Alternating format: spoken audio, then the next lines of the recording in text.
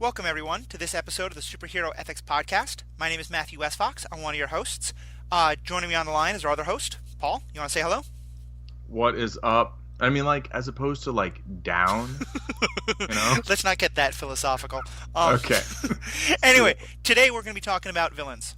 It's a topic, obviously, we've talked about a lot the last couple weeks. But we want to talk about something specific that I think today is actually going to be the first of probably a couple of episodes, because I think there's a lot in this topic we want to get to. What we want to talk about is villains we kind of agree with. And today we're going to be focusing specifically on the character of Astra and a little bit Non from the Supergirl TV show, specifically Supergirl Season 1. But let's start by just talking about this general topic a little bit. Paul, what is it kind of like for you when you see villains that you're kind of like, this guy has a point. There's something to be said for the point of view of the person who's supposed to be the bad guy in the show. I like it. Sometimes it's like I'm watching Dexter, right? Yeah, I mean, I'm like, yeah, okay, that's cool. Yeah, I think that Dexter's a great example where they just start by sort of saying, is he a hero, is he a villain? Let's throw that out entirely. But I'm more thinking of, I know you've said that at times, Magneto is a character Magneto is definitely portrayed as, the bad guy in the X-Men. Right. But there have been times you said where, you think he's got a point.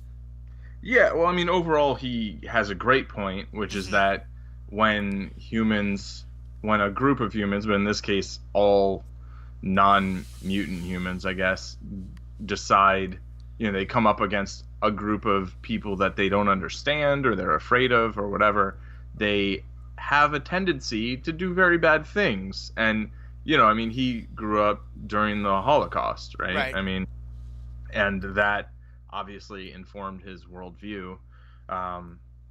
And in the world of the X-Men, the government and some private organizations go around, trying to do various things to mutants, from cure them, of what they are, to imprisoning them, to genociding them, basically, or to at least just being like, well, let's just register, Yeah. So, and that brings up obviously very good points of well, if you're against all of that, how do you deal with that? Do you act like Professor X and start a school and try to kind of take care of other mutants and help them sort of reach their potential and be branded very clearly as the good guys? Right. Or do you fight directly against it and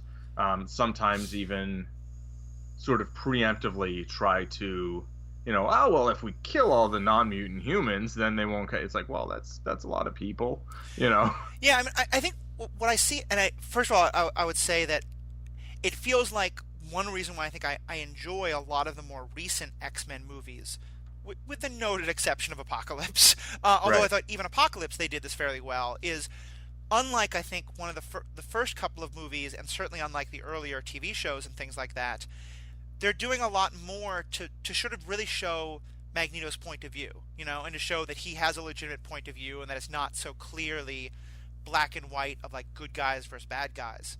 Yeah. And the other part of it, though, for me, is I feel like sort of the easiest thing that a lot of these shows or movies can do is to say, okay, well, the villain has they see a problem and we can agree with them that it's a problem. It's just that we disagree with their methods. Right. And I think that's sort of a nice first step. But what I think is really cool about Magneto, and I think we'll talk about Astra in a second, and some of these others, is where it's not even beyond that. It's where the character is taking steps to address the problem, and they're steps that we feel like we're supposed to think, well, of course that's wrong. But on some level, you're kind of stepping back and thinking, well, is this wrong? Right. I'm sure we'll actually probably go a lot deeper in another episode on Amanda Waller.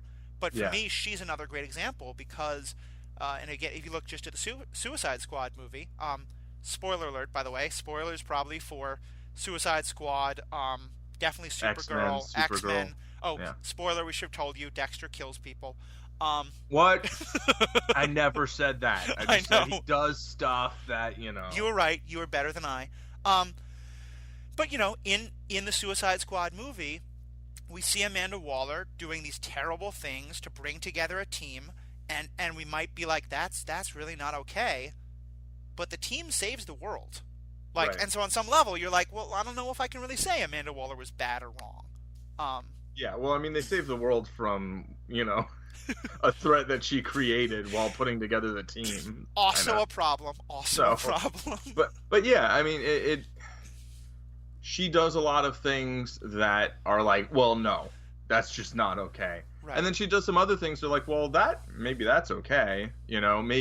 Maybe she should be doing something a lot like what she's doing, but not exactly what she's doing. Yeah. There are certainly ways that she could go about doing something very similar to what she does, and I'd be just like totally on her side, I think. Yeah. I mean, and here's why to me this is such an interesting issue, like overall, like just because I think it's intellectually interesting, but because I see that when people are afraid of things, like of a problem or something like that, we can often use that to justify doing some pretty terrible things, and that can be really problematic. I mean, like, American foreign policy is so much based on this, the fear of ISIS and all that. But then on the flip side also that it does feel like sometimes there are lines that we establish for ourselves of we should never cross this line. And it may be that that's a good line to establish. But I think some of these characters, what they do is really interesting because they sort of say, well, is that a line we should never cross if it's Right. about saving ourselves from, this terrible thing?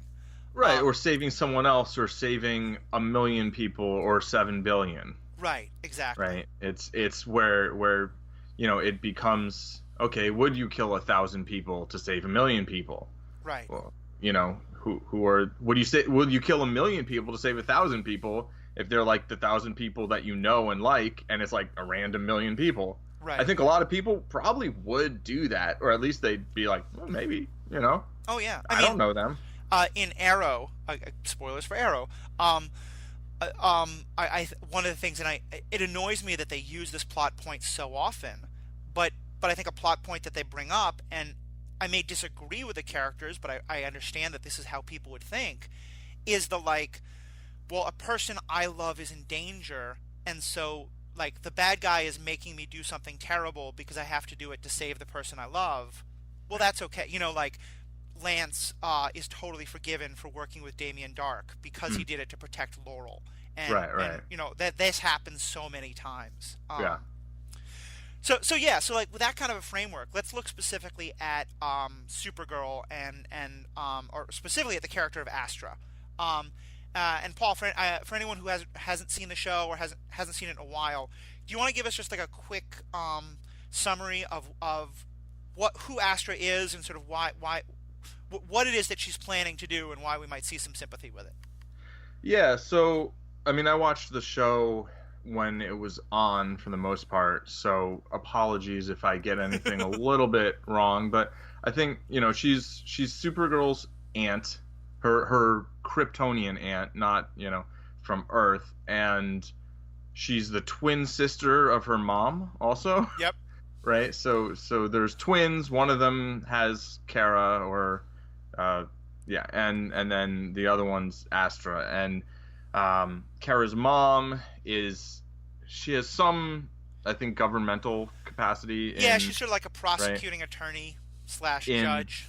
Right, in Krypton, yeah.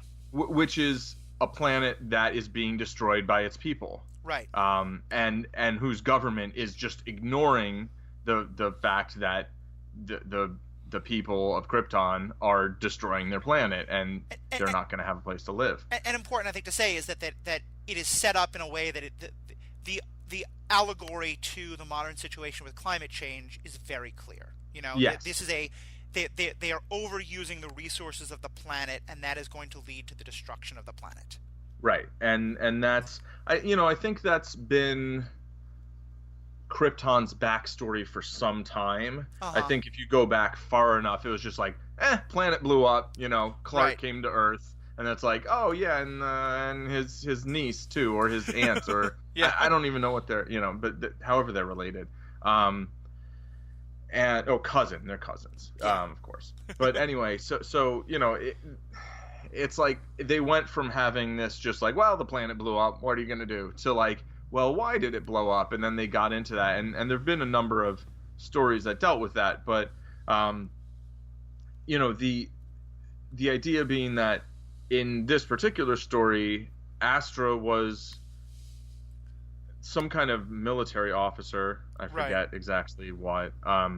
But she, you know, it's sort of like General Zod. I mean, she's basically the General Zod, right? Of Supergirl. I mean, it's the same idea where it's like you've got, you know, the Kryptonian enemies, but really they're trying to save the species of Kryptonians, except that's not really her thing. She's trying to save humans. Right. Well, I think I think where she differs from Zod is that, because we're sort of talking about Astra on two different levels. One is what she was doing on Krypton, which is that she was killing people and in an attempt to do this myriad plan, which we'll discuss in a little bit, because that also gets into some other. But basically, like, she had a plan to stop the destruction of Krypton. Right. And it was going to involve killing people and doing some other pretty bad things. But it would have, in theory at least, it would have stopped the destruction of Krypton. Yes, it would have literally saved the planet. And in theory, yeah, if it worked. Well, and in the story at least, it's no longer theoretical, because we're now telling a story in that the planet of Krypton has been destroyed. Well, what's theoretical is that it would have worked. Right, sure. Right? But I mean, we can assume it would have worked. We don't know. They didn't really say that. But she had a plan to save the planet, which was definitely going to get destroyed otherwise. It did get destroyed because she wasn't allowed to use the plan. We don't know whether that plan actually would have worked or not. Right. But now she has a plan to save Earth from the humans who are, you know, doing the same kind of thing. And maybe Earth isn't going to blow up like Krypton, but it's going to become uninhabitable for humans. Right. And I think that's where, I think you're right, that in a lot of ways, storytelling-wise, she's very similar to General Zod, in that, like, you know, it's another Kryptonian, but whereas General Zod is often portrayed as just being either just sort of power-hungry, or just, even in maybe the newer movies, he's still pretty fascist, you know, he's still pretty like, I want power because I want Krypton, and I mean, you don't really sympathize with him in any way.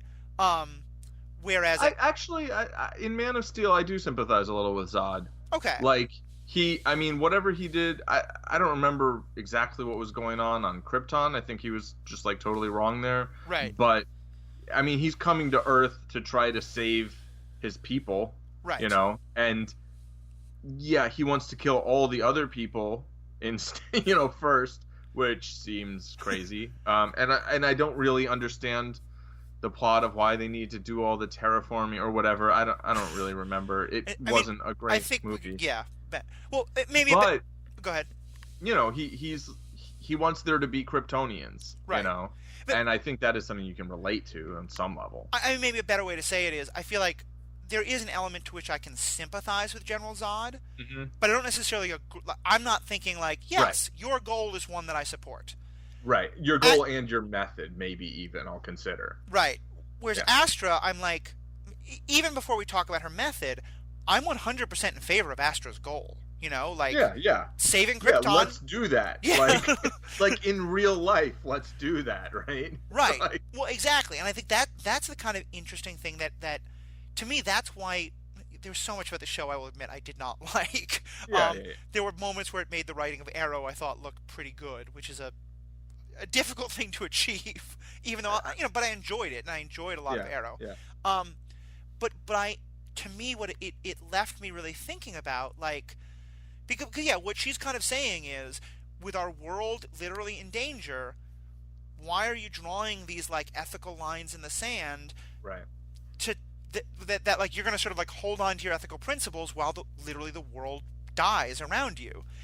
And it to me that's fascinating, because it really makes me think, like, you know, if there were things that people could do now to stop global warming that would be kind of terrible, would I be against them? Like, I think I would, but I'm not sure, you know. And to me, that's what I was so interested by with what this show did, is raising that kind of a question. Right. Yeah, and I mean, I don't think I would be against them. I mean, I think, if you want to get into Ra's al Ghul for a moment, yeah, like, another good one. I mean, in probably most people, like a wider audience, is familiar with him Do you want to from just give, Batman yeah, Begins. give 10 seconds of background who he is for anyone? Yeah. He's, the leader of the League of Assassins or the League of Shadows, depending on, the where you're getting your source. But so there's basically a group of ninjas, essentially who try to kind of keep humanity in check in a certain way and kind of look out for things in a particular way. And they primarily do this by killing lots of people, Yeah. right? And I think they could definitely have some better methods. But his overall goal, like in the Christopher Nolan series, his goal is basically he wants to destroy Gotham because it's corrupt. So there's Right. this very kind of like sort of crime and punishment, Sodom and Gomorrah kind of feel to it, right? Yep. I think something that's I don't know. I'm not anyway. I won't go into the biblical stuff, but yeah, Right. it's the idea. From what I understand, that's the right reference, right?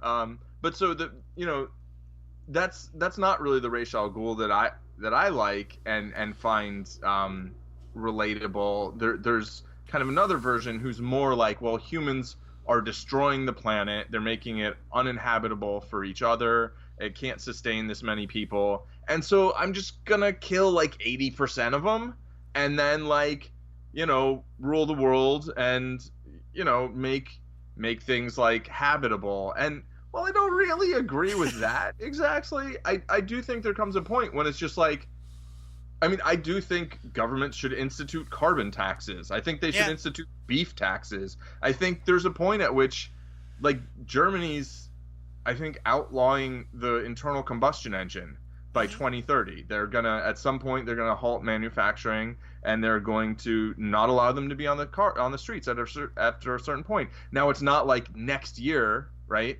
Which, like, if we really wanted to halt, global warming, if we really wanted to stop climate change as fast as we can, like maybe that's what we would do, right? Right. But I think it's reasonable to have some sort of balance between like, okay, how hard are we going to stomp down and be like, no, you've all got to stop doing this, or are we going to try and have some kind of a more palatable transition period where it's like we're going to aggressively move in this direction, but not, super like tyrannically, but like Right. if literally the only way to stop humans from destroying the planet, the only planet that humans can live on, is to be a little bit of a tyrant, like that's the point at which I'm like, all right, all right, what are your suggestions, and let's talk about them, whatever they are. Well, and let me push on that a little bit more, because I will admit this is something that just hearing you say that makes me cringe, because there's a part of me that's like, no, tyranny has to be bad. But I also think, destroying the world kind of bad. And frankly, I was watching Astra and being like, I think she's got a point. So let me contextualize it a little more. And this is a superhero ethics podcast. It's not a politics podcast, but I think this issue has so much relevance to, our own situation. Like right now, we've had all this discussion about the alt-right and its support for Trump. And like one of the sort of common themes on the alt-right is that democracy has failed. And like that there is a need for more of a like fashion, like that there should be more of a like authoritarian government that can like decide what is right and wrong. Mm-hmm. And I fundamentally disagree with that, but I have to admit part of it's because I think their definition of right and wrong is one I would find so terrible. So like if there were people who were saying, you know what, our whole election system is so broken, if Clinton is the best we can do, or Trump, and we just need we need to make Bernie Sanders in charge, like, or even just like Obama, like 4 years ago, the people in Congress were doing everything they possibly could to stop any attempt by Obama to govern. If there had been a push to say, like, look, let's just give Obama more executive power so that he can just do the thing, like he could, which happened, by the way. It did somewhat, but no one. I mean, the president does now have the authority to kill anyone. Sure. Without a trial, without anything. But let's say, like, Obama had just said, you know what, I'm going to issue executive orders to start like 'cause what you just talked about in Germany, that was democratically done, Yeah, yeah, But if there that's gone through their Congress or their if whatever. Obama had just started, claiming executive authority to say, you know what, we need this actual real healthcare system, not what the Republicans are for. We're just going to do it, Right, right. and or like something about climate change, like would you have been in favor of that? No, see, because that okay, there's a couple things there. Yep. One, in terms of healthcare, we're talking about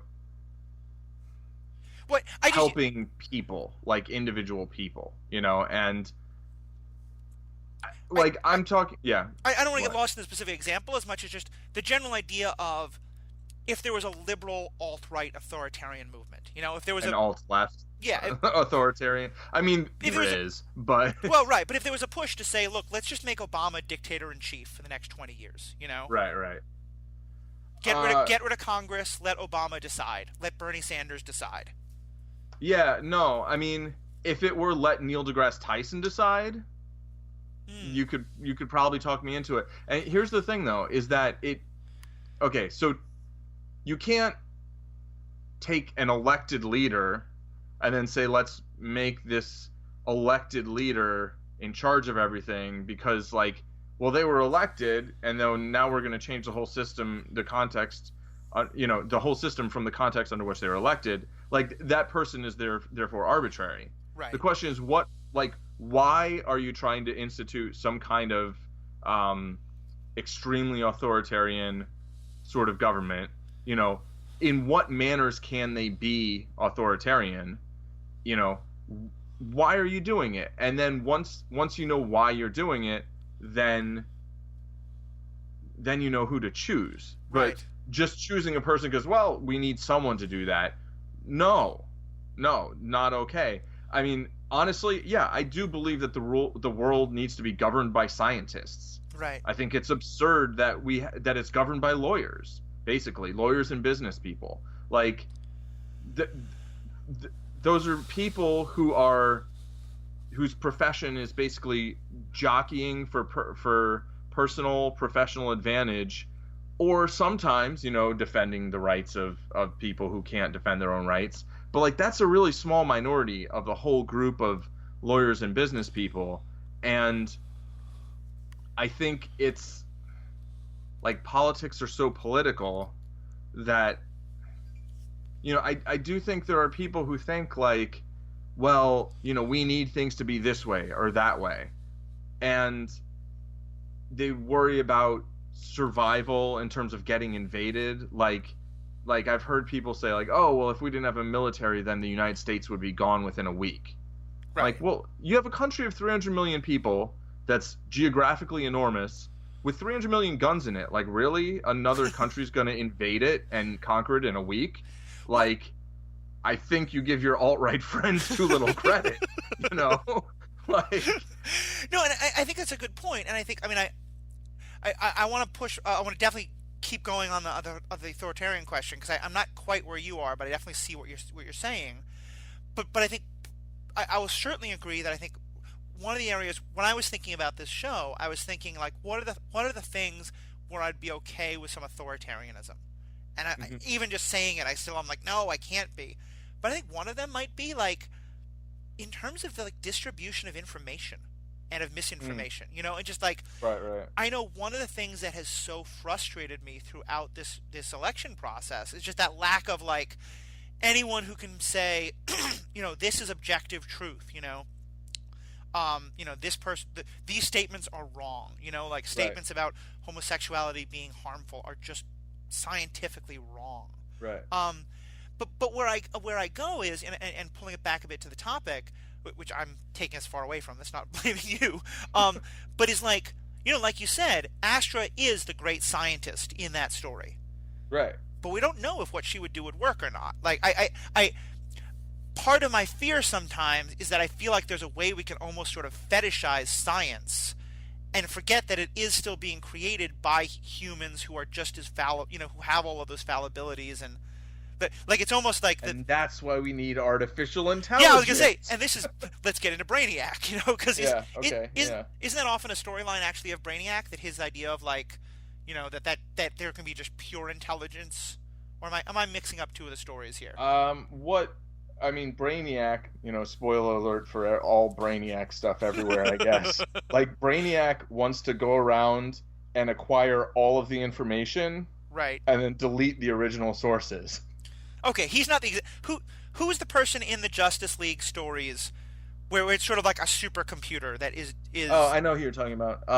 Amazo. yes, okay. This is the android, right? So this is this android who's created by Professor Ivo, who worked for LexCorp, and the android basically every time it comes in contact with a person or someone with abilities, it basically doesn't absorb them. It mimics them. It learns how to copy whatever those abilities are, and basically at some point it just achieves absurd power. Right. So it's like, well, what do I do now? And well, then what it does is it just basically ponders, and tries to acquire information, and actually goes and plays chess in Dr. Fate's tower.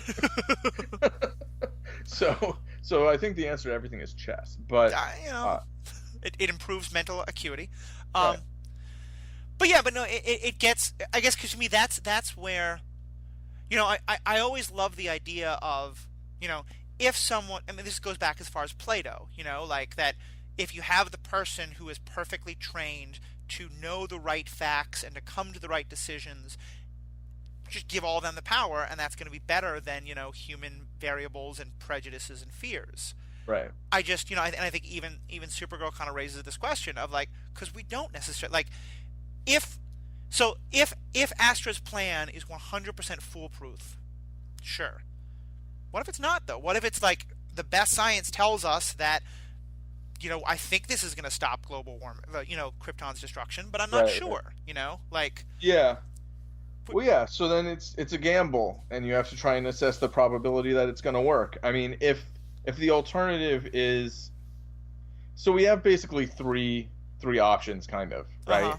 Like if we look at the real world and throw in something like, what Astra's bringing, and we can talk about like what she's actually trying to do, right? Yeah, we're definitely going to get to that because I think that's a specific kind of control that we should definitely talk about in a second. Right. So, one option is we do nothing, Mm-hmm. and unless basically all legitimate scientists are wrong and carbon doesn't function the way it functions, and something, I don't know, I guess, yeah, there's some divine intervention, hand of God, something that like I don't know, maybe some people think that's what's going to happen, I don't know, then the planet will be uninhabitable, the seas will rise, right, the ice caps will melt, and it'll be the temperature will be unlivable in certain places first. Coastal cities will be underwater. Like, I mean, it is literally apocalyptic, right? In terms of the prognosis for humanity. And that'll just continuously get worse until, I guess, humans are no longer able to manufacture the technology that was causing the problem in the first place, and then maybe eventually it'll level out. I don't know. But like the worst case scenario is really, really awful, right? And then maybe the best case scenario is just like, yeah, everybody stops driving their cars right now. We make only electric vehicles. Like somehow people get reimbursed or they get their cars replaced, or I mean, you obviously would need some period of transition so everybody isn't just like starving all the time. But like we stop raising 1 billion cows or whatever it is. I'm just pulling that number out of nowhere. But I mean, cows and the dairy and meat industries are one of the biggest causes of climate change as well. And there's a whole bunch of things. And if we immediately stop doing all of those things, like in the next 5 years maybe, then it'll still get a little worse. Because like climate change is already happening. Yeah. Right. Like there's always every month is the hottest month now. Yeah. And so what's the? I want to make sure we don't turn this into a climate change podcast. But yeah, go ahead. Sure. I mean, that's the main plot. But yeah. the third option is we find some middle ground, right? And that middle ground is we negotiate deals like the Paris climate change, the agreements in Paris, and we then as many nations as possible hopefully seek to exceed those goals, Right. because meeting those goals will just mean that things only get really, really bad, like, because those goals, like, I think they set a pretty low bar from what I understand. And and maybe we do collectively, maybe we actually vote for better restrictions, and maybe we change people's minds, right? That's, to me, that's the middle ground. And the thing is, we don't know that'll work, but and that's a gamble, and so yeah, we're gambling with humanity's existence.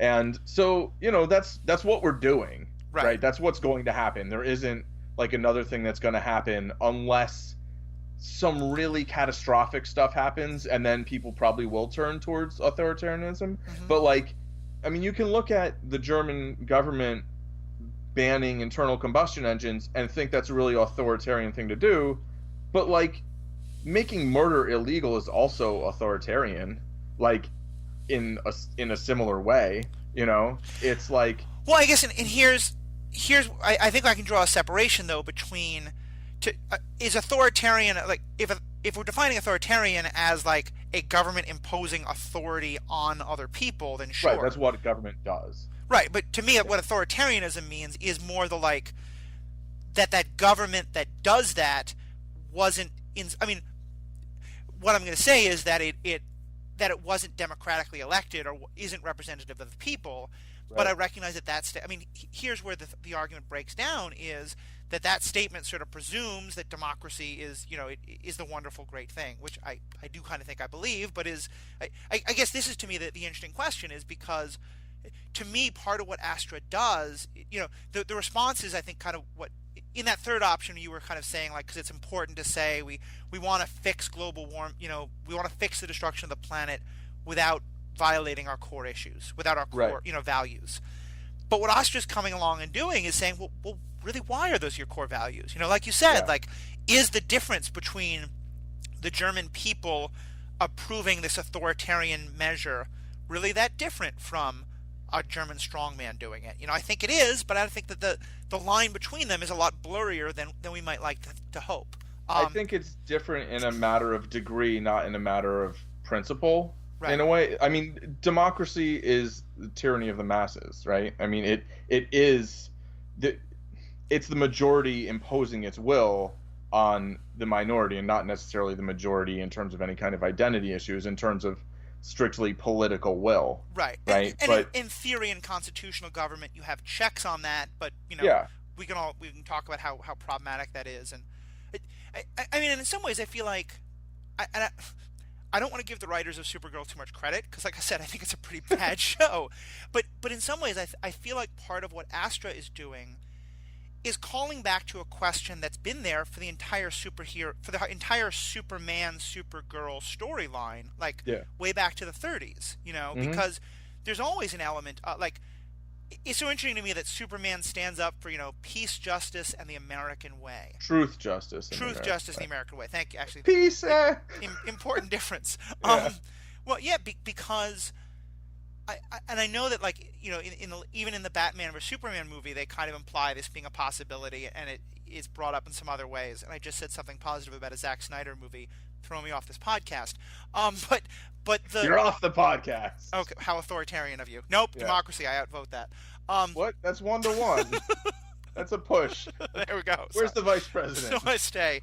But like, there is sort of a strong push in some of those comics to say, look, let's just put Superman in charge of everything. Right. And I think that even happens in some of the Justice League comics. What's the name of the mirrored universe that the Justice League goes to? Oh, the Justice Lords. The Justice Lords, yeah. Yeah.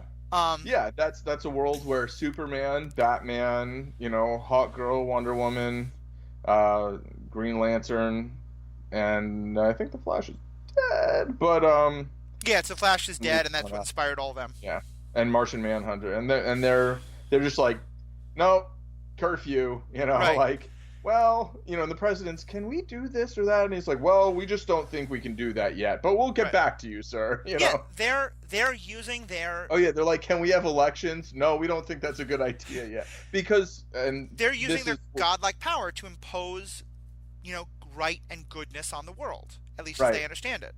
And just a little to foreshadow a podcast I definitely want to do in the next few weeks, and something I've been thinking about ever since Trump's been running for president. In that world, Lex Luthor was president. Yeah. Lex Luthor, the people, Hmm. and did whatever horrible things, and then Superman killed him in the Oval Office. Right. So, and like, I'd probably kill Lex Luthor in the Oval Office too, if he were, the president. Right. No, and I think that's like one of the things that I was thinking about during Supergirl.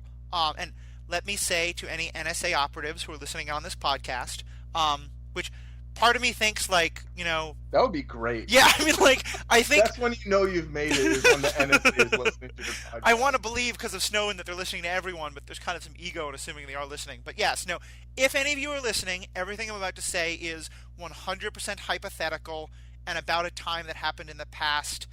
Please don't come and arrest me. But like, I remember when George Bush was president, and George W. Bush, and we were at the height of like the worst part of the Iraq War, and I mean the military itself was like really upset at the horrible mismanagement of that situation. Like, there was like some very, very casual, mostly joking, but like a little bit serious talk about like, what if we had a coup d'état in this country and the military overthrew President Bush? Right. And there was some people being like, would that really be bad?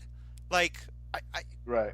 we're Sure. yeah, probably, because Well, coup d'états are bad, but also like getting rid of this horrible president. Who, like, it's, to me, these are all parts of the same question of, because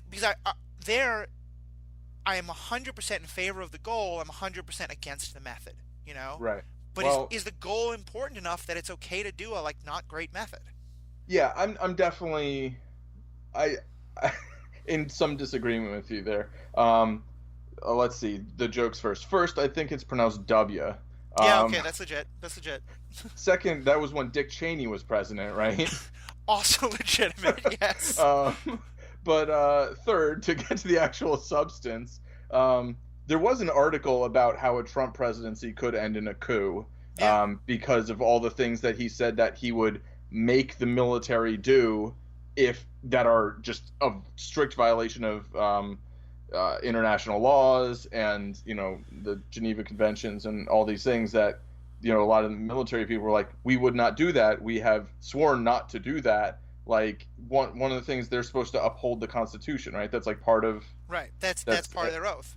right. So if the president of the United States is metaphorically making war on the Constitution, I would argue that it's actually the military's duty to not let the president do that, to not Right. and what exactly that looks like, I don't know.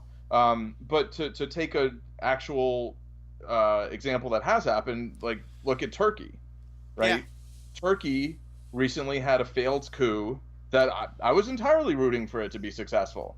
And I think the United States was also, but they couldn't come out and say that, right? They kind of like waited and waited, and then it failed, and they're like, oh, well, bad coup, oh, well, but the truth of the matter is that in Turkey, the military has a history of keeping dictators in check, basically, they'll have a coup and they'll be like, okay, now we need to have elections and try and have a more, democratically elected president who's actually going to follow, their constitution or however it's set up. Right. And I think that's totally fine. I mean, I think it's unfortunate whenever you get to the point where that's what it comes down to. Right. But is it okay to overthrow a tyrant?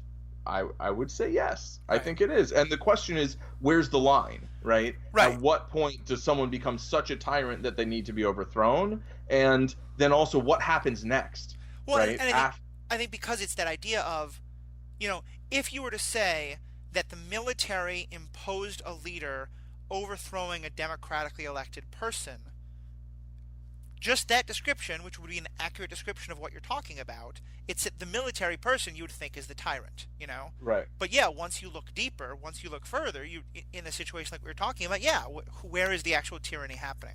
Right. And I guess that's to me that's kind of the core. What I'm getting at is I feel like it's easy to sort of start by saying, well, democracy good, military imposed government bad, you know? Right. And overall, that's probably something that in most cases I'm going to agree with. But Hitler was democratically elected, you know? Right. Like the German military tried to assassinate Hitler, and we heroize those people for good reason. Right. You know, so yeah. Do you have anything more on that? And then I come on. No, we can move on to the next. Now that we've established, yeah. Well, so focusing a little bit more on Astra and where she's coming from. So let's just look right now on like what in the first part of the season when all we know is she was killing people in an attempt to stop what was going to happen to Krypton. So Right. we don't quite know what her plan was. At that point, are you on board? If the fact that we know that her planet was going to be destroyed, we know she thinks that she's going to solve it. What's your thought on her at that point? I mean, do you mean while I was watching the series, or looking back, knowing what she was doing and what her goals were? I'm saying like if we don't yet know that she was trying, if we know that her goal was to try and stop the destruction of Krypton. Yeah. We don't quite know what her method was, but we know Right. her method, among other things, involved killing people. Right. Well, yeah, and I mean, for me, it's like, is she right? You know? Yeah. It doesn't come down to some sort of principled stand of, oh, well, you can't kill anyone if you're I mean, I don't know how many billion people there were on Krypton. I think it was more populated than Earth, but I could be wrong. But you know, if your goal is to save 8 billion people, I do think it's okay to kill a few people if that's the only way you can go about doing it. If there's better ways of doing it, then there are better ways of doing it. That doesn't mean I'm going to look at that individual act and like it, right? But if that's the only way, that's the only way. But it does come down to me, it's like, was that the only way? Was that the best way? I mean, it didn't work. Right. So, to some extent, she wasn't right. I mean, she was maybe right about what needed to be done, but she wasn't right about the way to do it, right? Because it didn't work. And the thing that actually really annoys me about most of these villains, and less so Magneto, because I feel like he's more like transparent, is that they go around doing all this stuff that they know everybody's going to be against and is going to be like, oh, you can't do that, you can't do this.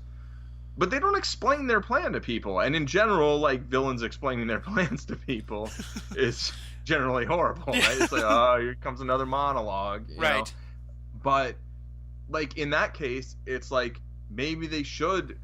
I mean, I don't know. Maybe they thought the only thing they could do involved some kind of espionage and doing something secret or by surprise, and they didn't want certain things to be protected. But it seems to me like she could have actually made that case a little more convincingly to the people who could actually help her do something about it. But again, we're not really given.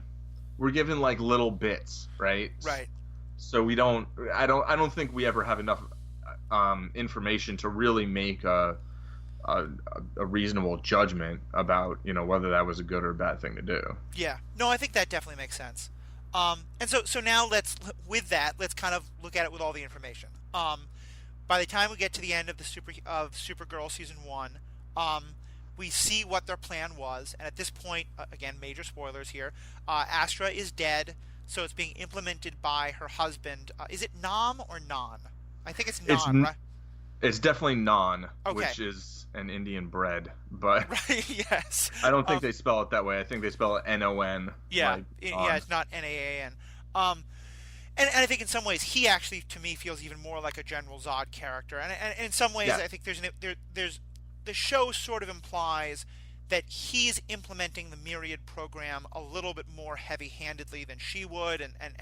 But I think for the purposes of the show, his version of the plan is what we see, and so that's what we'll discuss. Right. Their version of the plan is to basically and calling back to our earlier episode with Greg Haley, Dr. Greg Haley, forgive me, is to take complete and total mind control of all the people on the planet. In the show, it starts with all the people in the city, and basically force them to put aside all their petty squabbling and focus on the problem. Right. And it's kind of like Germany extreme. It's like if someone says we're going to take mind control of everyone and force them to stop driving cars with combustible engines. And they say, the day it happens, crime is down like 100%. Like all these Right. the good things that are happening. Right. But it's at the expense of obviously any sense of individuality or freedom, or these people become literally mindless drones. So yeah, so we're now that we know her plan, what was your take? Like, is that worth it to save the planet? Well, so yeah, here's the thing. Like, mind control is probably my least favorite thing. Right. Right. Like, of all the things, that's the thing where I'm like, no, don't do that. That's why I thought it was so. That's why I really wanted to talk to you about it, because it's such a balance from what you're saying before. Yeah. So it's like basically the worst thing, and I mean, like, killing people's worse, or doing other torture and stuff like that. But is it? I mean, it is. But like, out of all the things you can do to someone like that don't really physically damage or I guess it is physically. I mean, you're taking control of their body. Like, right. they're no longer them at that point, right? It feels like the biggest violation. Yeah. But at the same time, I really think saving the planet is like pretty much literally like the greatest thing you can do, right? Like, of all the goals you can have, and because it's not like, to me, it's not just like saving humanity, right? I mean, you're saving all the other living creatures on the planet as well. I mean, to some extent. So, okay, what were they actually going to do after they mind controlled everybody? Like, were they going to just have everybody, build all of the solar panels and cover the Sahara and, in solar panels, and then like, make electric vehicles for everybody, and I guess change people's eating habits, or right. like, and then like maybe a year or two later give people back control. Like, I guess the question to me, like, it seems like the most invasive thing you can do, that's also the most non-violent thing you can do, right? Like, it doesn't involve killing anybody, but for like kind of the best goal. But the question to me that I don't think we ever get an answer to is like, what's the end game? Right. Is the end game to leave a society of drone people, right? Or is the end game to be like, okay, we're going to show you how much better things can be if you all are completely cooperative, and you make these changes that are going to give you a sustainable environment and a lifestyle that can last forever, or at least for until the sun destroys the earth. Sure. Well, and here's, I think, where I'll admit I'm frustrated by the writing, because I think I think what they wind up doing is having Non and Indigo / Brainiac kind of take it more into a like mustache twirling, like, now they're all our drones, they're going to be our, we have total power and control. Right. And so here's what I'm like, let's discuss the show that they should have written instead of the show they wrote. Yeah, like, like, what if Astra were still around and she was running that? Yeah, and let's say it was that what they said is, we're going to take control of you for a year. Right. And in that year, we're going to stop all carbon production. We're going to like do, we're going to use Kryptonian technology to make you build, carbon reducing machines. And we're also hopefully going to show you that by cooperating like this and not focusing on these other things for a year, you can solve this problem. Right. And then at the year, they give people their control back. Right. What do you think about that? I mean, I like it. Like, if I could do it, I would. Like, I wouldn't even really give it any deeper thought, just to be honest. Like, sure, I see problems with it, but like, I'm pretty confident that's a better outcome than the one that we will achieve in the real world, no matter what I do in my lifetime. Now you said you would do it if you could be Non. Would you do it if you're one of the drones? Are you okay with it being done if you're one of the drones? Oh, I know this means you have to recognize that you wouldn't necessarily be the smartest person on Earth, which is hard for you, but let's see if we can push you there. well, not necessarily the smartest, but the most powerful. Okay, that's legit. Yeah. Yeah, I mean, well, yeah, I wouldn't like it, Uh-huh. but I would then, in retrospect, probably like that. I mean, even if in the real world, like, somebody could actually mind control me into, like, doing all the things that I plan to do for a year, at the end of the year, like, I would be happier, like, I mean, we'd have a few more blog posts that we've been we'd have promised a for a few more, while. well, yeah, I'd certainly have more money, like, and, but so, yeah, I mean, I think I would, if that were a thing that actually happened, right? I think at the end of it, I'd feel extremely violated. Right. And I'd be mad at the people who did it. But at the same time, I do think I'd look around and be like, "Oh snap! I got a Tesla." Yeah. Like. I don't think I'm quite where you are, but I'm honestly I am, I'll admit it's one I'm really wrestling with, and let me just walk you through a little bit where I would see it. Yeah. One of the things that, like, when I was in seminary, I had a couple of fantastic courses on, like, sort of, moral development and ethical development, and one thing we looked a lot at is, the way children are taught right and wrong, and, like, you don't try to tell a 3-year-old, like, at some point in time you're going to try and teach a child the value of sharing and the value of, like, not, taking Johnny's toy is mean to Johnny and you should care about Johnny, but there is at some level, like, a basic level of, like, don't take Johnny's toy or else you're going to get punished, Oh, right. like, there's a very basic level at first, and the hope is that as you grow up and sort of your intellect and your morality develops, eventually you can stop telling people to do things based on that kind of, like, reward punishment system, and instead teach them to make the right decision for themselves, and yeah, because the idea being, a world in which everybody is only doing the right thing, and again, the right thing is obviously a highly subjective term, but is only doing the things that we have collectively decided are the right things out of fear of punishment rather than out of an actual belief that it's the right thing to do, is pretty problematic, and that's sort of the goal we want to get to. In some way, but also, again, like, even just take even, like, a more simple example, like, at some point you teach a child, like, why a stove is hot and, like, to understand heat and to understand don't touch it. But at some level it's just like, I don't care if you don't understand it, just don't touch the stove. Right. And that's kind of the way I see this, is, like, to me, what Non and Astra are doing is, in some ways, it's being very paternalistic. And that term often has a very negative connotation. I don't necessarily mean it that way. I sort of feel like what they're saying is, they're saying, look, I think actually Astra uses this language directly at some point. She says, look, you humans are acting like children, You're doing the wrong thing. You don't realize that it's the wrong thing. And so we, as your parents, or as the people who have appointed ourselves your parents, are going to come in and just tell you, this is the right thing, this is what you have to do, we're going to make you do it. Yeah. And it's like, on some level, I see where they're coming from, but I also feel like I don't want to say that, like, if humanity saves the Earth in terrible means, and it's not worth saving, because that feels too extreme. But it does feel like such an important part of it is us figuring out how to do this, because we got ourselves into this mess, Mm-hmm. Well, I have a few thoughts. One, humanity is a 3-year-old child. That's like, I was like, is this going to be the point? Like, I mean, I definitely... can't. There's sort of some truth there. But I also know you're a big advocate of, like, not saying, well, you're a child, you're not old enough to make a decision for yourself.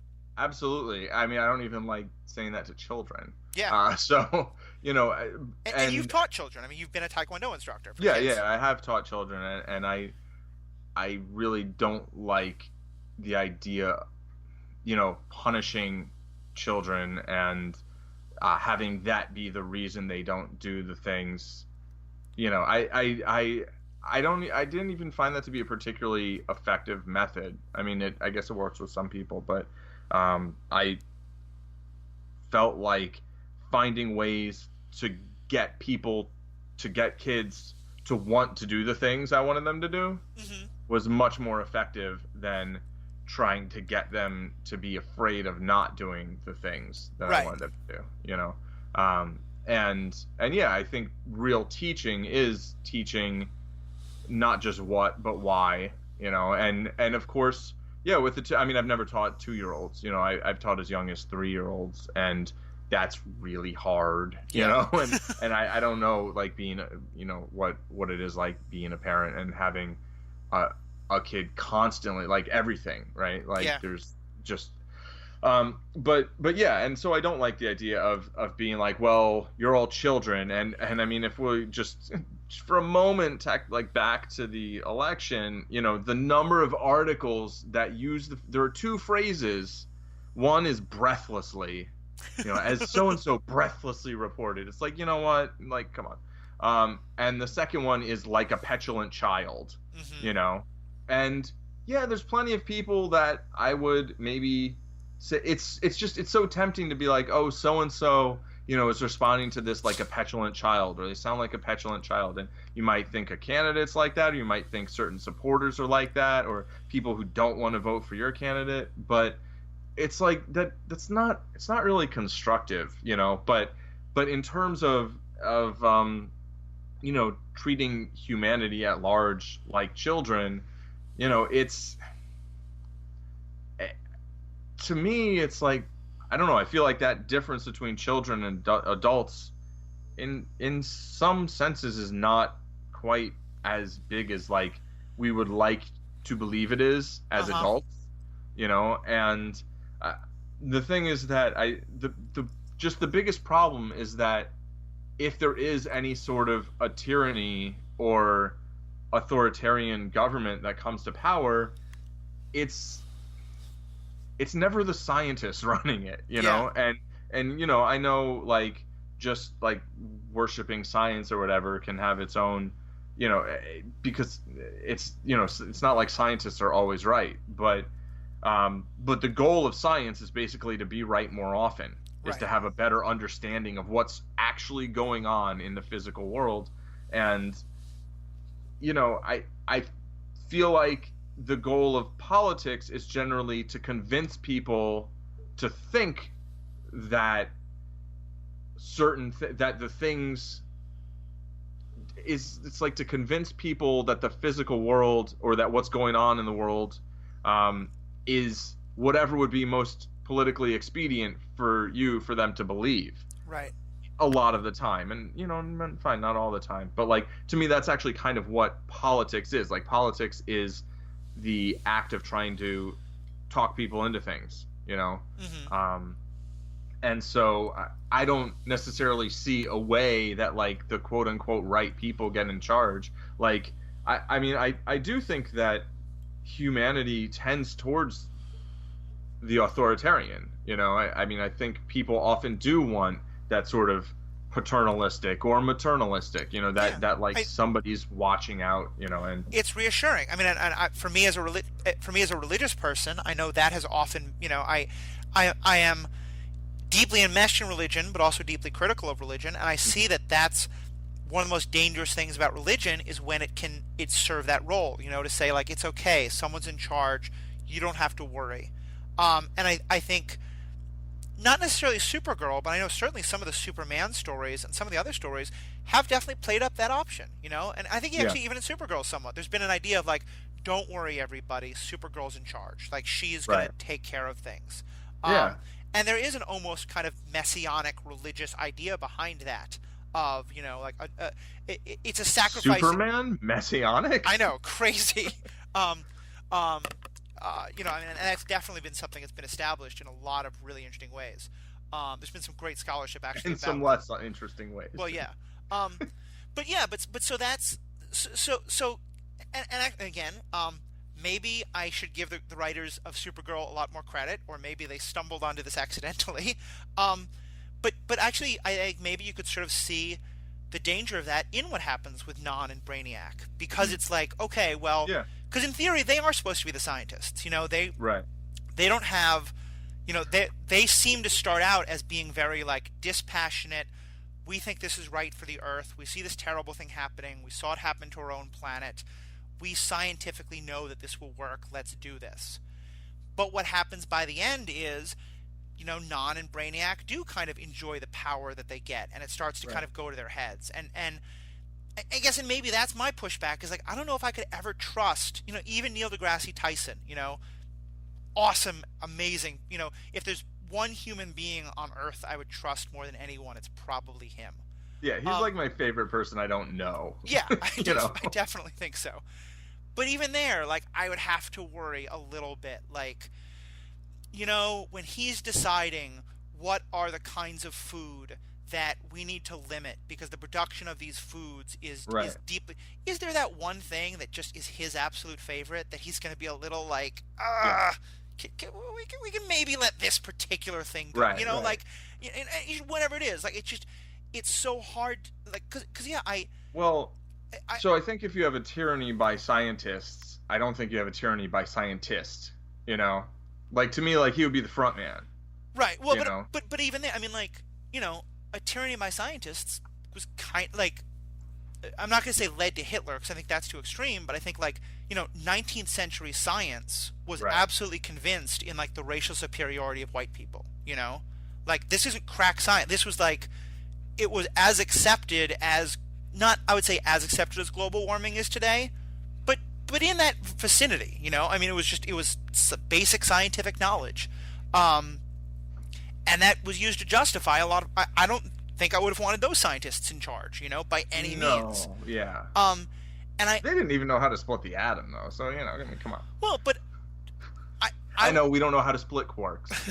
I wonder if 200 years from now, someone is going to be able to look back and say, Neil deGrasse Tyson had some great ideas and, said some hilarious things and was incredibly smart, but look at the science he supported. That 200 years from now, they're going to look back and say that's completely unsupportable. And obviously, I've never actually heard him talk about meat eating. Right. And, Yeah. you know, I don't. I I haven't. I will admit I'm an unrepentant carnivore. I continue to be, although with all of my caveats about ethical raising. But maybe 200 years from now, people will say, how could we? All of science was looking at all these issues, and they weren't realizing, the huge problem with meat eating and, like, how wrong that is. Right. Maybe that'll happen. I mean, I hope. Yeah. And my point is not. To Go well, just to ahead. be broader about it. Like I am very confident that unless things go drastically off the rails, 200 years from now, people will look back and see some things and be like, I can't believe people did that or Right. thought this or that was okay, And we don't know what those things will be, and we don't necessarily know whether or not they'll be right, but I think odds are they'll probably be less wrong than we are about a lot of things. Uh huh. I mean, I hope so, and I I do think that at the very least, the mass raising of animals for food, I think, will historically eventually be looked at like, I, I can't believe people did that. Hmm. And a large part of that might be based on climate change, and it might be other things. Yeah. But And you and know, I and yeah, and then as we've talked about before, like I am, when you talk about the mass raising, I mean the factory farming system yeah, of animals. I'm in complete agreement with you there. right, I'm more on the, like, I think there is ways of ethical meat raising that are more, like, in line with natural cycles. But again, that's an issue I think we should definitely get. We've talked about, like, your identity as a vegetarian and who you connect with. I think that's an issue we should and my issue as my identity as a disabled person. We're going to do more on identity, and I definitely want to get deeper into the vegetarian question when we do that. Um, but I think, but because overall my point there was just, given that we can see evidence that the science of today is almost definitely going to be isn't perfect. It is very fallible by human standards. Um, does it become, I would say, very fallible because it's still being created by humans? It's not hmm, the perfect computer that right, is just spitting out, here's how we have to fix things for the climate. Does that change? I mean, I'm not even going to ask you. You can respond to this, but I guess for me, that's my hedge against the authoritarianism of science. That's hmm, where I'd be like, well, because I can't trust that Astra and Non are completely right, And Mm. so, like, I can't trust that Neil deGrasse Tyson and his army of more Tysons, even though actually that would be a great band. But like, um, Neil and Mike. well, I don't total aside, but there's a fantastic picture of Neil deGrasse Tyson, Bill Nye, and Stephen Hawking, like all standing on a road looking at the camera, and it just looks like the cover of the greatest science rock band ever. Um, Nice. um, but yeah, but I guess that's my point. Is I guess that's you know, and maybe it's even a methods means thing. Is like I do kind of like that idea of the authoritarian that's just going to tell us what to do. But for me to believe in that, I have to believe that I can trust the authoritarian, and Right. I just don't think I can. Yeah, well, so first of all, like I hate the idea of the authoritarian, right? But I think that that's kind of no matter what you do, that's how any organization with that much power is that's a form of authoritarianism, even if they're democratically elected, Yeah, because it's not like the Quaker everything has to be unanimous, right? right. This is not how we're not going to get that done. But I think when people talk about the fallibility of science, I think there's a bit of a fundamental misunderstanding in terms of like how science views itself, Hmm. because any good scientist is acutely aware of the limitations of our present understanding, right? Right. And so there's always a notion of certainty and uncertainty, right? Relative certainty. Hmm.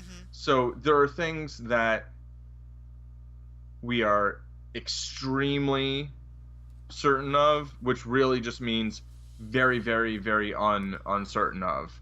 But like, still, there's a little bit of uncertainty because of this or that. And then there are other things that are like, well, we know this is probably true, Right. but and so I think when you have like truly great scientists, I think always understand the limits of what they're able to get at, and are probably frustrated by, Oh yeah. you know, I by like not being able to live to be able to see the next thing or the next thing or the next thing. I mean, I would like to believe. I don't know if this is the case, but I would like to believe that if the whole world said, like Neil deGrasse Tyson, please be in charge, he would probably Right. say no. You know, I think he would be the first to be like, no, that's not what. Oh, like that? Yeah. And I'm pretty sure it's DeGrasse, not Okay, Degrassi, that's. but it's yeah. I like to imagine um, that he's the science teacher at Degrassi High, but that's oh, we'll move along. yeah, Um, I don't know what that means, but you're better, but no, I guess I assume it's a reference to something. and maybe that's kind of the thing is like you'd like to hope that like, or maybe hope this is the problem, like Right. the scientists, the scientists who would be willing to say we are smart, we know best, we're going to be in charge, Yeah. are not the ones who are as aware of what you're talking. You know, the ones who are the best scientists and aware of what you're talking about are probably not going to want to be in charge for that exact reason. Well, so I don't agree with that necessarily either, because as much as a scientist and or science in general is aware of its own limitations, it's similarly aware of the greater limitations of people who reject science. Like, there, I think this is Neil deGrasse Tyson quote, but like, the good thing about science is you don't have to believe in it for it to be true, Right. right? And so, I mean, if you told me, not actively a scientist, but maybe I should have been, but like, I do try to look at the world as objectively as I can. And if you told me that I had total power, like my first act of total power would be to try to create a power structure that involved a lot more people than just me, Hmm. and yeah, they would mostly be, they would certainly all be people who believed in science, Yeah, that you know. that I would not argue with in the And slightest. so I think the fact that world governments are run by people, and I mean, certainly the US government is run by a whole lot of people who don't even believe in science, who the vice presidential candidate doesn't believe in evolution. Yeah. Like, this is if you want to like express some level of uncertainty because, oh well, this or that, or we could be living in a simulation, or whatever, like, okay. But if you just want to say like, nope, nope, that's not true, humans rode dinosaurs, Right. like, well, that's not what happened, Yeah, it's just wrong. yeah. And so that level of rejection of science and reason, to me, is that I think that should just automatically disqualify someone from making laws that other people have to obey. Laws like, you need to have a funeral for your fetus after you get an Right. abortion. Like, No, um, and I agree with you there, and I'm struck by there's a term that I often hear used when describing the politics of other nations that I never hear mhm, used for American politicians, and I often hear it used in a pretty negative way, and it's mhm. technocrat. Oh, And it's the right, idea of like for example, there was a time in Ireland's government when its economy was going through some real problems. That this not more I mean about like 15 20 years ago. yeah, And they talked about how a person had been elected who wasn't really dedicated to either political party. He didn't really have an ideology. He was just an incredibly well trained economist, right, and so he was referred to as a technocrat. And like yeah, so what they did is they recognized a crisis and they took someone who best understood the crisis and put him in yeah. charge. Like, That sounds crazy. I don't know yeah, if I that mean, should why would we do possibly that? work. Like, I definitely, Why yeah, would you? there I can definitely see what you're saying. Yeah. I guess just uh, to self-disclose a little bit more on my own work, and this is all relative to the original conversation. I promise everyone. Um, but We're talking about superheroes yeah, here, right? exactly, exactly. Okay. We're gonna get back to that in a second, and then wrap up pretty soon because we've been going for a while. But Yeah. is one of the jobs that I had a long time ago was I worked for a reproductive justice organization, doing religious work in terms of reproductive justice, which is in terms of like pro-choice and defending those rights and stuff like that. And I remember I was working with someone from a group called Doctors for Choice, and it was a group of like medical scientists, mostly doctors, but also just biologists and things like that. And she and I were on a panel together talking about like the science, and we were also on a panel with a person from Law Students for Choice. And we were talking about like legal, ethical, and biological approaches to this whole question of abortion. Hmm. And she said something I thought was really interesting, which is she said, if you ask a scientist, when does life begin, in terms of like the idea of, is a fetus alive? Right. Well, the first thing a good scientist will ask you is, well, how are you defining life? Yes. And that once the ethicist or the whoever it is says to the scientist, this is our definition of life, the scientist can then say, okay, well, here's where that happens biologically. Right. Or they can say, like, okay, well, you're telling me that life begins there. There's actually no scientific evidence. Science should play a role in that other decision, but that there is something else that scientists needs to know. Yes. And I think about that in terms of this because I feel like maybe where I could go with you is if we're saying not that if the scientists are going to say, okay, what is the goal we're trying to achieve? We as the scientists will tell you the way to get to that goal and how to do it. Yeah. Yeah. But like I don't know if science is because is the decision of is saving the earth worth killing 1,000 people or a Right. million people or a billion people or as Ra's al Ghul would say 80% of the people? Like science could you could use like utilitarian ideas to like decide that, but like there's another question there. And I guess to me that's where I'm coming down is I sort of feel like the dictatorship of the scientists to me you need at least something else saying what are you trying to scientifically figure out. Yeah. Well, I mean, it's like, yeah. So what's the purpose of government? What's it supposed to be doing? And that's kind of what we're arguing about all the time when we're electing people, as opposed to Oh, I thought trying to you and me figure are out arguing about, but yeah, that's true too. no, but about like who's best, as opposed to like who's best for the job. Right. And um, I do think that sometimes you can look at two candidates and be like, well, I agree with this person's, proposals, but I don't think they actually know how to do the job at all, Right. right? And then you can look at someone else and be like, well, they know how to do the job, but I don't like what they want to do.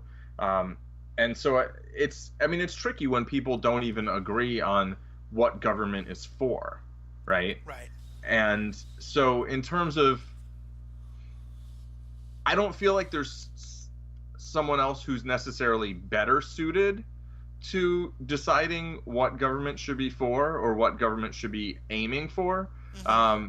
But I do think that you could, within a pool of people who have the ability to understand, you know, facts and evidence and, science, you could have people who have very different ideas on what government should set out to do. Right. And, I mean, to me, I think humanity needs to set out to just stop this shit cold, Yeah. like basically. And government's a tool that can be used to do that. And there are other tools, that can be used to do that as well. And, I mean, capitalism can be used to do that. That's what Elon Musk's trying to do, basically, Yeah. right? Like when he started Tesla and, now BMW's making an electric car that's, kind of like between the cheap and the luxury, kind of there, on the lower end of luxury or whatever. I mean, even the Toyota Prius was a first step towards doing that. Yeah, yeah. But so the point is like, he wants to make money with his company, but like if someone else tries to get in on that market, like that's a win, Yeah. right? That's already, that means whatever he was trying to do, he succeeded in, whether or not the company makes a bunch more money or not. Like people are moving in that direction, and I think probably irrevocably. But the question is how fast. And so the point is that government doesn't have to solve it. It's just that government can solve it. Right. And mind control could solve it, but it doesn't have to. So if you're in that world where that's an option, I think you need to look really carefully at like what are the other options, and what if instead of mind controlling all the people, you just mind controlled like the TV pundits, or Right. you just mind controlled all the climate deniers, or you mind controlled some people in the legislature and you got certain things through. Like there would be kind of more scalpel like applications of that technology instead of using it like a hammer. Right. And I think so if yeah. And I think that's really interesting. And I think that the key thing I think of what you said is like that right now humanity hasn't sort of collectively said, let's do this. We need to do this. Right. I feel like on some level, if in the Supergirl universe there was sort of a collective understanding by humanity, and like how the hell would you describe that? But Right. that's not the most unrealistic thing to happen in the Supergirl universe. So Sure. but if there was sort of a if You could take a psychic poll. yeah, if Non and Astra were able to say, look, we know that this is what humanity wants, Yeah. but they're unable to achieve it, Mm-hmm. then I think I'm probably with you, Right. on the 1 year thing, and like, I don't know why that because maybe it's not even like it's because it's still consenting. You're not actually consenting to the method, but at least there's an agreement in the means. Because I think Right. on some level, You mean in the end, the ends, the yeah, ends. yeah. Because I feel like on some level where I hit my wall is when someone is saying, I know what's best for you, and so therefore I'm going to force you to do it, Right. Well, so here's the reason that, and I'm with you on that 100% in principle. Yeah. Right. Here's the thing where we disagree, basically, is that I don't really want the humans to save Earth just for the humans. Yeah. Like, I want the humans to stop destroying the planet for everyone living on the planet, not just the humans. Right. And so, it can be tempting to be like, well, if humans aren't willing to do what's necessary to save their own habitable environment, then c'est la vie, Right. tough luck humans, right? But you're right. That ignores all the collateral damage that we're causing, because we're not just Exactly. destroying our home; we're destroying the home of every. Well, some living creatures are going to be better under global warming, but we're certainly destroying the home of, an incredible number of living species. Yeah, species will adapt. There will be new species that can live under, different circumstances, different conditions, but there probably will be a lot fewer mammals, right? And Yeah. basically, the I mean the animals that have the most well-developed brains, I think, actually will have the hardest time surviving because they have the longest lifespans in general, from what I understand, Mm-hmm. and are going to. This is I'm like going way out on a limb here scientifically, so this is kind of fly by the seat of the pants, and don't necessarily trust my words too much. But the point is like evolution doesn't happen over. I mean, evolution of larger species doesn't happen over like 2 generations. Right. Right. It takes, thousands of years, and it can take a little shorter, but so the like microorganisms or whatever, like they'll be fine, Yep. but like the ones that were the ones that I'm more likely to look at and empathize with because like they actually have expressions on their faces, and that's that doesn't mean that those are the only ones we should be able to empathize with, but you're acknowledging your own bias. Yeah, And well, that's and legitimate. yeah, and limits to perception, basically. Right. I mean, there are a lot of animals that I can interact with and feel like I'm talking to a person. Right. There are other ones that might be just as intelligent, but that I mean, it's like my dad there are said he humans wouldn't I eat can. anything with Oh, go a ahead. face. Yeah. Like, and so I think he ate fish, I guess, or that he could talk to or something, and so it's like it. Yes, there are barriers to empathy, right? And the this will go in the next episode. Yeah. I'm cutting myself off here. It is. I mean, what's kind of funny is originally we were going to do one whole episode just on this idea of villains we agree with, covering a couple of things. We then decided, we'll break that up into a number of separate episodes instead of having So they're short. one episode that's just, in numerous parts, and now we're almost at an hour and 20 minutes. Yeah. So let's wrap this up, but I think this is obviously a topic we're going to return to. For anyone listening, let me say, so do you have any kind of last thoughts or comments you want to make sure get said? Yeah, I mean, I hope you've all enjoyed the only podcast where I'll be the one arguing for authoritarianism. This was all In part my of my control. secret plan. Yeah, sure. Sokovia Accords. Paul's in favor. Negative. But those powered individuals could really help with this shit. So This is true. yeah. So thanks everybody for listening. Again, I mean, as you heard, this is a topic that we certainly have not resolved. I'm still kind of figuring out. I think I think we have a pretty good idea of where each of us are, but there's a lot of room to move. Would love to hear what other people thought. Did you agree with Astra? Did you agree with Non? Did you think the whole plan was ridiculous? Did you watch Supergirl? Yeah, did you? And if you didn't watch Supergirl, what do you think of just this topic in general?